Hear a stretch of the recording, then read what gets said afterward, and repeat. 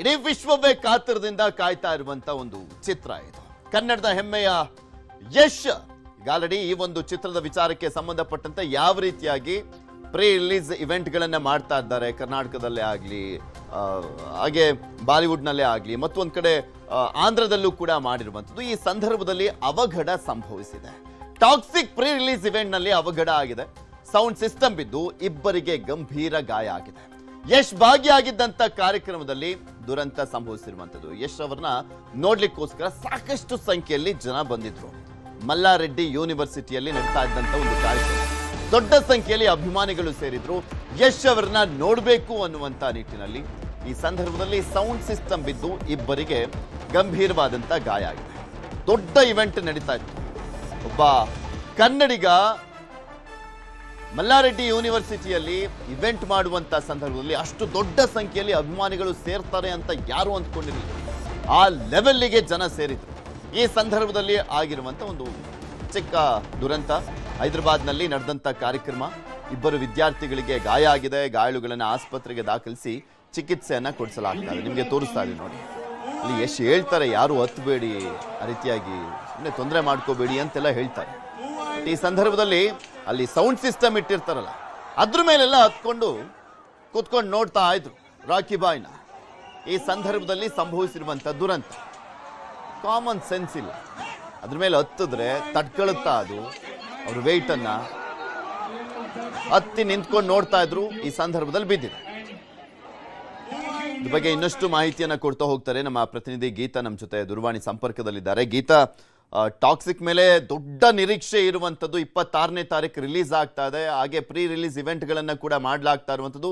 ಈ ಸಂದರ್ಭದಲ್ಲಿ ಮಲ್ಲಾರೆಡ್ಡಿ ಆ ಒಂದು ಯೂನಿವರ್ಸಿಟಿಯಲ್ಲಿ ಮಾಡುವಂತ ಸಂದರ್ಭದಲ್ಲಿ ದೊಡ್ಡ ಸಂಖ್ಯೆಯಲ್ಲಿ ಅಭಿಮಾನಿಗಳು ಸೇರಿದ್ದನ್ನ ಯಾರು ನಿರೀಕ್ಷೆ ಮಾಡಿರಲಿಲ್ಲ.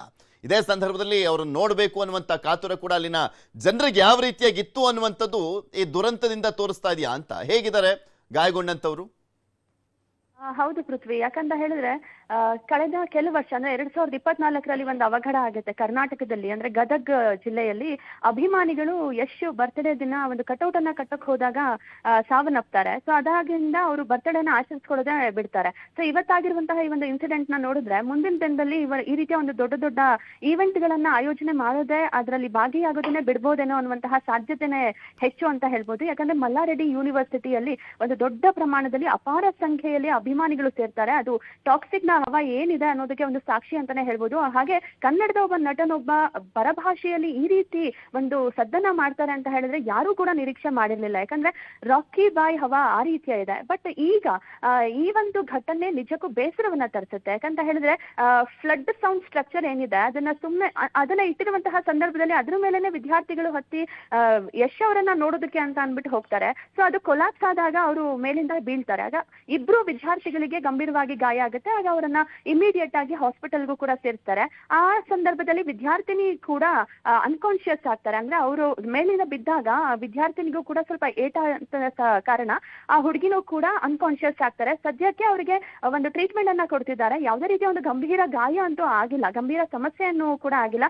ಇಮಿಡಿಯೇಟ್ ಆಗಿ ಯಶ್ ಅವರು ಕೂಡ ವೇದಿಕೆ ಮೇಲೆನೆ ಹೇಳ್ತಾರೆ, ಅಂದ್ರೆ ಕನ್ನಡದಲ್ಲೇ ಅವ್ರು ಹೇಳ್ತಾರೆ, ಹೋಗ್ ನೋಡು, ಇಳಿರಿ, ಆತರ ಏನಾಯ್ತು ಅನ್ನುವಂತಹ ರೀತಿಯಲ್ಲಿ ಅವರ ಒಂದು ಯೋಗಕ್ಷೇಮವನ್ನ ಕೂಡ ವಿಚಾರಿಸ್ಕೊಳ್ತಾರೆ. ಬಟ್ ಆಯೋಜಕರೇ ಹೇಳ್ತಾರೆ ಯಾವುದೇ ರೀತಿಯ ಒಂದು ಗಂಭೀರ ಸಮಸ್ಯೆ ಆಗಿಲ್ಲ ಅನ್ನುವಂತಹ ಒಂದು ಕಾರಣಕ್ಕೆ ಆ ರೀತಿಯ ಎಲ್ಲ ಮಾಡಕ್ ಹೋಗ್ಬೇಡಿ ಅನ್ನುವಂತಹ ಒಂದು ಮೆಸೇಜ್ ಅನ್ನ ಕೂಡ ಆ ಸಂದರ್ಭದಲ್ಲಿ ಯಶ್ ಅವರು ನೀಡುವಂತದ್ದು. ಸೊ ಇದನ್ನೆಲ್ಲ ನೋಡಿದಾಗ ಒಂದ್ ರೀತಿ ಖುಷಿ ಆಗುತ್ತೆ. ಯಾಕಂತ ಹೇಳಿದ್ರೆ ಬೇರೆ ಭಾಷೆಯಲ್ಲಿ ಕನ್ನಡದ ನಟನೊಬ್ಬನಿಗೆ ಇಷ್ಟರ ಮಟ್ಟಿಗೆ ದೊಡ್ಡ ಸಂಖ್ಯೆಯ ಅಭಿಮಾನಿಗಳಿದ್ದಾರೆ ಅನ್ನುವಂತಹ ಒಂದು ಖುಷಿಯ ಜೊತೆಗೆ ಈ ರೀತಿಯ ಒಂದು ಅವಘಡಗಳು ಸಂಭವಿಸಿದಾಗ ನಿಜಕ್ಕೂ ನಟನಾಗಿ ಯಶ್ ಅವರಿಗೆ ಒಂದ್ ರೀತಿ ಬೇಸರ ತರುವಂತಹ ವಿಚಾರವೂ ಕೂಡ ಹೌದು. ಒಟ್ಟಾರೆ ಹೇಳೋದಾದ್ರೆ ಈ ಒಂದು ಘಟನೆಯಿಂದ ಯಾವುದೇ ದೊಡ್ಡ ರೀತಿಯ ಒಂದು ಹಾನಿ ಆಗಿಲ್ಲ, ಅವಘಡಗಳು ಕೂಡ ಸಂಭವಿಸಿಲ್ಲ.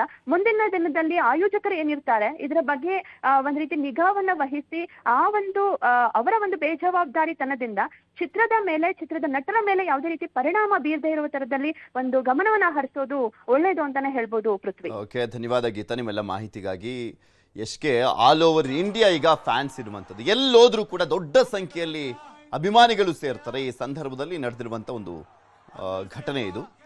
ಯಶ್ ಇದೇ ಸಂದರ್ಭದಲ್ಲಿ ಕೇರ್ ಮಾಡಿದ್ದಾರೆ. ಆ ಬೀಳುವಂತ ಸಂದರ್ಭದಲ್ಲಿ ಅವರು ಕೂಡ ಸ್ವಲ್ಪ ಟೆನ್ಸ್ ಆಗ್ತಾರೆ, ಏನಾಯ್ತೋ ಏನು ಅಂತ ವಿಚಾರಿಸಿದ್ದಾರೆ ಅಲ್ಲಿ.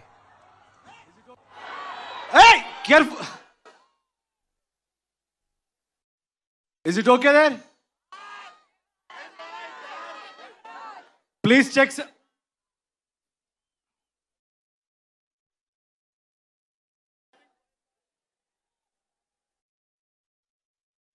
చూడు ನೋಡು.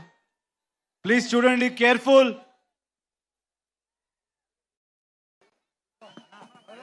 Please, hey, get down, please. వచ్చేయమ్మా ప్లీజ్.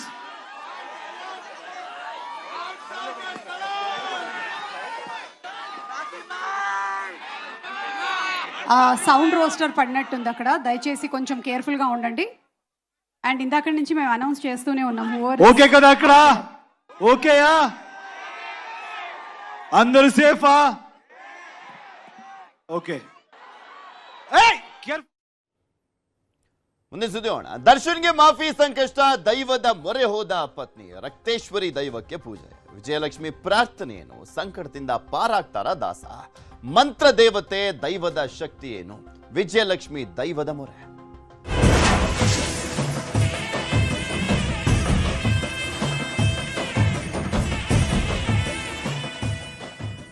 ಗಂಡನನ್ನ ಹೊರಗಡೆ ಕರ್ಕೊಂಬರ್ಬೇಕು ಅನ್ನುವಂತ ನಿಟ್ಟಿನಲ್ಲಿ ಅವಿರತ ಹೋರಾಟ ಮುಂದುವರೆದಿದೆ ವಿಜಯಲಕ್ಷ್ಮಿ ಅವರದ್ದು. ಈ ಮುಂಚೆನೂ ಕೂಡ ತೋರಿಸ್ತಾನೆ ಇದ್ವಿ ಯಾವ ರೀತಿಯಾಗಿ ಶಕ್ತಿ ದೇವತೆಗಳ ಮೊರೆ ಹೋಗ್ತಾನೆ ಇದ್ದಾರೆ. ದೇವಸ್ಥಾನಗಳಲ್ಲಿ ವಿಶೇಷ ಪೂಜೆ, ಪುನಸ್ಕಾರ, ಹೋಮ, ಹವನ ಎಲ್ಲವನ್ನು ಕೂಡ ಮಾಡ್ತಾ ಇದ್ದಾರೆ ವಿಜಯಲಕ್ಷ್ಮಿ ಅವರು ಅಂತ.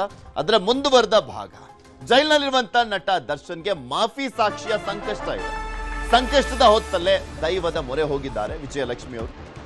ಮಂದಾರ ಬೈಲು ಕ್ಷೇತ್ರದಲ್ಲಿ ದರ್ಶನ್ ಪತ್ನಿ ಪ್ರಾರ್ಥನೆಯನ್ನ ಮಾಡಿದ್ದಾರೆ. ಮಂದಾರ ಬೈಲು ರಕ್ತೇಶ್ವರಿ ದೈವಕ್ಕೆ ವಿಜಯಲಕ್ಷ್ಮಿ ಪೂಜೆಯನ್ನ ಸಲ್ಲಿಸಿರುವಂಥದ್ದು. ಹೇಗಾದ್ರೂ ಮಾಡಿ ಬೇಗ ದರ್ಶನ್ ಹೊರಗಡೆ ಬರಬೇಕು ಅನ್ನುವಂಥ ನಿಟ್ಟಿನಲ್ಲಿ ಅವರ ಪೂಜೆ ಪುನಸ್ಕಾರಗಳು ಮುಂದುವರೆದಿದೆ. ದೈವದ ಮೊರೆ ಹೋಗಿದ್ದಾರೆ. ರಕ್ತೇಶ್ವರಿ ಮಂತ್ರದೇವತೆ, ಗುಳಿಗ ದೈವದ ಆರಾಧನೆ ಮಂಗಳೂರಿನ ಕೊಂಚಾಡಿ ದೇರ ಬೈಲ್ನಲ್ಲಿರುವಂಥ ಕ್ಷೇತ್ರ ಇದೆ. ಮಂಗಳೂರಿನ ಕೊಂಚಾಡಿ ದೇರಬೈಲ್ನಲ್ಲಿರುವಂಥ ಕ್ಷೇತ್ರದಲ್ಲಿ ಪ್ರಧಾನವಾಗಿ ಆರಾಧಿಸುವಂಥ ರಕ್ತೇಶ್ವರಿ ದೈವ, ಪ್ರಕಾಶ್ ಪಂಡಿತ್ ಮನೆತನ ಆರಾಧಿಸ್ತಾ ಇರುವಂಥ ದೈವ, ಕಾರಣಿಕ ಶಕ್ತಿಯಾಗಿರುವಂಥ ರಕ್ತೇಶ್ವರಿ ದೈವ. ಈ ಹಿಂದೆಯೂ ಕೂಡ ಕ್ಷೇತ್ರಕ್ಕೆ ಆಗಮಿಸಿದ್ರು ವಿಜಯಲಕ್ಷ್ಮಿ. ನಿನ್ನೆಯೂ ಕೂಡ ಭೇಟಿ ನೀಡಿ ಪ್ರಾರ್ಥನೆಯನ್ನ ಸಲ್ಲಿಸಿದ್ದಾರೆ. ವಿಜಯಲಕ್ಷ್ಮಿ ಬೇರೆ ದೈವದ ಕ್ಷೇತ್ರಗಳಿಗೂ ಕೂಡ ತೆರಳಿ ಪ್ರಾರ್ಥನೆಯನ್ನ ಮಾಡಿದ್ದಾರೆ. ವಿಜಯಲಕ್ಷ್ಮಿ ಕ್ಷೇತ್ರಕ್ಕೆ ಬರುವ ವೇಳೆ ಮಂತ್ರ ದೇವತೆ ದೈವದ ವರ್ತನೆ ಸೇವೆ ನಡೀತಾ ಇತ್ತು. ಅರ್ಧ ಗಂಟೆಗಳ ಕಾಲ ಕ್ಷೇತ್ರದಲ್ಲಿ ಪ್ರಾರ್ಥನೆ ಸಲ್ಲಿಸಿ ತೆರಳಿದ್ದಾರೆ.